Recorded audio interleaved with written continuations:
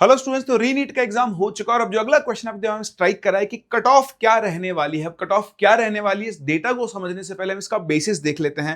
देखो, आप सभी को पता है कि 3 मई का जो एग्जाम कैंसिल हुआ, उसके बाद सभी बच्चों ने, टीचर्स ने, सभी लोगों ने जो भी आपको पढ़ा रहे हैं, एक ही चीज बताई कि देखो भाई, जब भी नीट का एग्जाम दोबारा हुआ है, पेपर टफ आया है। हमने भी आपसे कहा कि अब आपको जेईई मेन के क्वेश्चंस को सॉल्व करना शुरू कर देना चाहिए और एक्चुअली वही बात प्रूव हुई। अभी जब रीनीट का आज एग्जाम हुआ, उसके अंदर आपने देखा कि फिजिक्स और फिजिकल केमिस्ट्री में वही जेईई मेन लेवल की, इवन उससे भी ऊपर लेवल के क्वेश्चन देखे गए।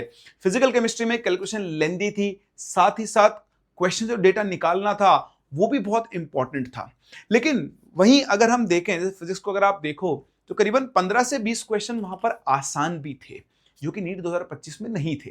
दूसरा, नीट 2025 में केमिस्ट्री ओवरऑल मॉडरेटली डिफिकल्ट थी, लेकिन यहां पर एक तो इनऑर्गेनिक का पोर्शन जो था वो बहुत ज्यादा है।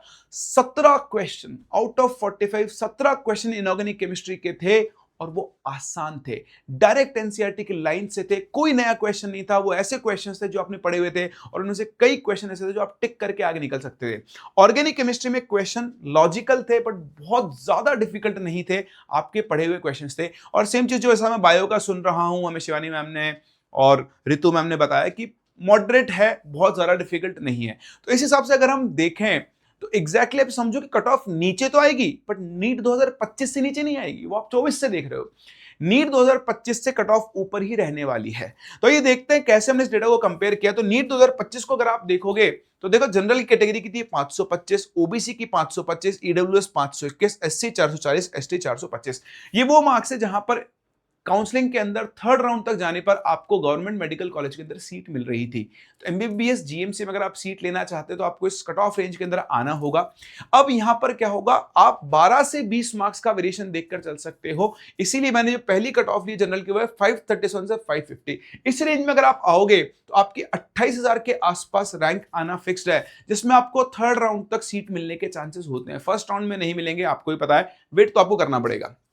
सेम चीज ओबीसी के लिए सिमिलर ही कट ऑफ रहने वाली, ज्यादा वेरिएशन नहीं आता है, 4-5 मार्क्स का वेरिएशन आता है ईडब्ल्यूएस के अंदर। तो इस रेंज के अंदर आपकी कट ऑफ जाने वाली है।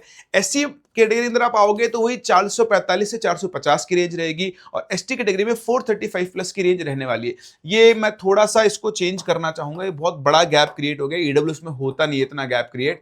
तो आप 3 से 4 मार्क्स का वेरिएशन मान के चलो तो 531 से 547 के बीच की आपकी रेंज रहने वाली है। तो इन तीन कैटेगरीज में बहुत बड़ा वेरिएशन नहीं होता है, लेकिन हाँ, अगर आप इन रेंज के अंदर हैं कैटेगरी वाइज तो आप सेफ जोन के अंदर हैं, आप रिलैक्स कर सकते हैं। लेकिन जो लोग 525 520 पर है, सर हम क्या करें, आप भी वेट करो, आपको भी जो स्ट्रे राउंड होता है वहां तक सीट्स मिल सकती है। लेकिन 520 से नीचे वाले स्टूडेंट्स के लिए थोड़े चांसेस यहां पर कम हो जाते हैं।